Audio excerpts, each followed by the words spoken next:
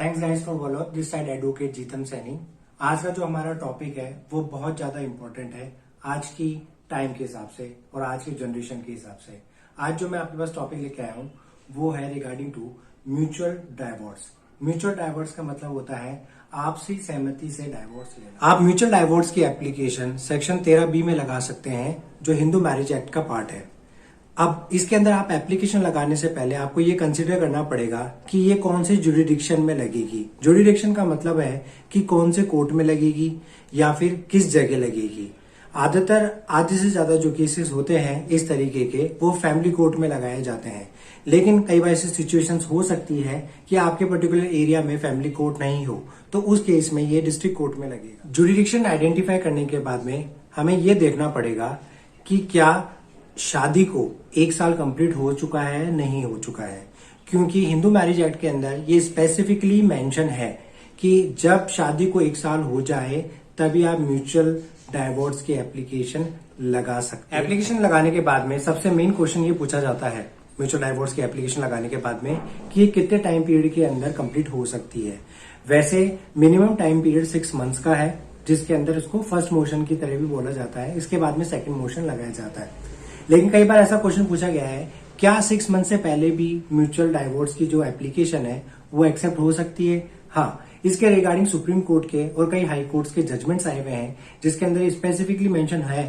कि अगर कोई टर्म्स एंड कंडीशंस हैं या फिर कोई ऐसी सिचुएशन क्रिएट हुई हुई है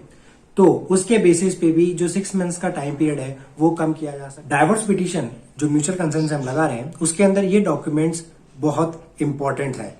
या फिर ये कह सकते हैं ये इन्फॉर्मेशन बहुत इंपॉर्टेंट है, जिसके अंदर दोनों पार्टीज के नाम, उनके एड्रेस दोनों प्रेजेंट और परमानेंट एड्रेस, उनके साथ में अगर मैरिज हो रखी है तो मैरिज का सर्टिफिकेट, या फिर शादी होने के बाद में कोई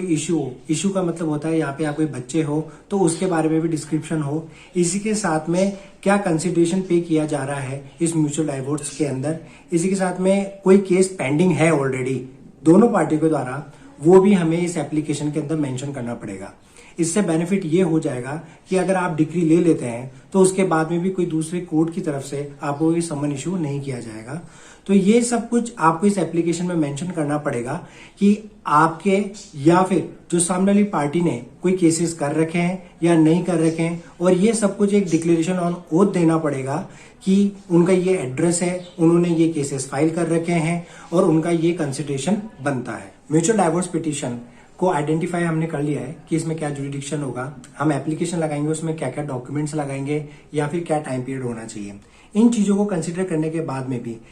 कई ऐसे पॉइंट्स हैं जो आपको हमेशा याद रखने हैं, क्योंकि ये एक कूलिंग पीरियड होता है जिसमें मोशन 1 और मोशन 2 बोला जाता है जिसके अंदर दोनों पार्टीज कभी भी डिनाई कर सकती है या फिर अपने केसेस को विथड्रॉ कर सकती है। तो उन चीजों से बचने के लिए मैं आपको 4-5 पॉइंट बता रहा हूं जो आपको हमेशा याद रखना है। सबसे पहला पॉइंट है, अगर म्यूचुअल डाइवोर्स एप्लीकेशन आप लगा रहे हैं तो आपकी एप्लीकेशन साइन होनी चाहिए by the both the parties. इसी के साथ में आप थंब इम्प्रेशन भी लगाएं, आपका और साथ में सेकंड पार्टी का भी, जिससे ये कभी डिनाई ना हो सके कि आपने एप्लीकेशन जो साइन करी है वो फोर्सफुली करी है। तो इससे थंब इम्प्रेशन से आपको बेनिफिट ये मिल जाएगा उसकी लीगलिटी पे। साथ ही के अंदर जो मेंटेनेंस है, मेंटेनेंस 90% जो पब्लिक होती है जो इसमें डाइवोर्स के अंदर पिटीशन लगाती है वो ये कंसीडर करते हैं कि मेंटेनेंस का अमाउंट वो कैश में लें। मेरा आपसे रिक्वेस्ट, आप जो भी मेंटेनेंस का अमाउंट लें या दें वो सब कुछ कैश में ना होके या तो कोई डिमांड ड्राफ्ट के थ्रू कर सकते हैं या एनईएफटी के थ्रू पेमेंट कर सकते हैं। इसका सबसे बड़ा बेनिफिट आपको ये रहेगा कि फ्यूचर के अंदर या तो फीमेल 90% केसेस में ये होता है कि फीमेल्स डिनाई कर देती हैं कि उनको कोई अमाउंट रिसीव नहीं हुआ है कैश में या फिर कैसे भी तरीके से, तो आप इससे आपको एक बेनिफिट हो सकता है कि आपने उनको कुछ अमाउंट पे किया है। तो हमेशा जो भी मेंटेनेंस रिलेटेड हो या कोई भी आप पेमेंट कर रहे हो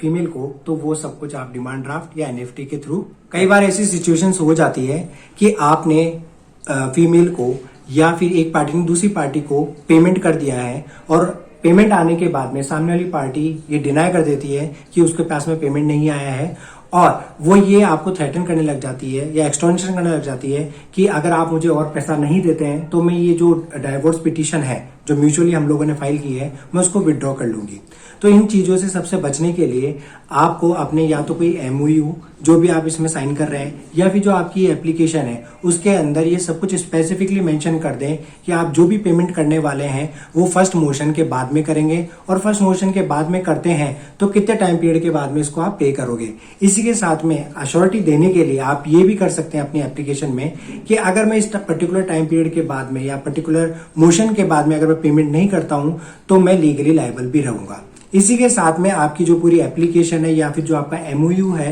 जो आप म्यूचुअली भी साइन कर रहे हैं उसके अंदर जितने भी केसेस हैं उनके बारे में भी डिस्क्राइब करें कि आपके जो केसेस है चाहे 125 के हैं, चाहे 498A के हैं या फिर और कोई भी केसेस हैं वो सारे मेंशन करें और उसमें ये लिख दें कि अगर हम ये म्यूचुअल डाइवोर्स ले रहे हैं और डाइवोर्स लेने के बाद में ये जितने भी केसेस है नल एंड वॉइड हो जाएंगे, जिससे आपको बेनिफिट ये मिल जाएगा कि कई बार ऐसी सिचुएशंस होती है कि है ना कई एक पार्टी है वो अपने केसेस के बारे में आपको नहीं बताती है कि क्या क्या केसेस उन्होंने आपके अगेंस्ट में फाइल कर रखे हैं। तो इससे आपको बेनिफिट ये मिल जाएगा अगर आपको डिक्री मिल भी जाती है तो ये cases automatically null and void हो जाएंगे। तो आप कोई भी एप्लीकेशन बनाएं या फिर ये जो पिटीशन फाइल कर रहे हैं, एमओयू फाइल कर रहे हैं म्यूचुअल डाइवोर्स का, इसमें हर चीज क्लियरली मेंशन करें। आप कैसा भी ना सोचें कि ये ना ये चीज हम क्यों लिख रहे हैं, ये हम लोग ऐसे ही समझ रहे हैं, नहीं, यहाँ पे हर चीज आपको रिटर्न में लिखनी पड़ेगी। और लास्ट में आपसे एक रिक्वेस्ट करना चाहता हूं कि आज की जनरेशन को जो मेरे बराबर की है और हम सब हैं,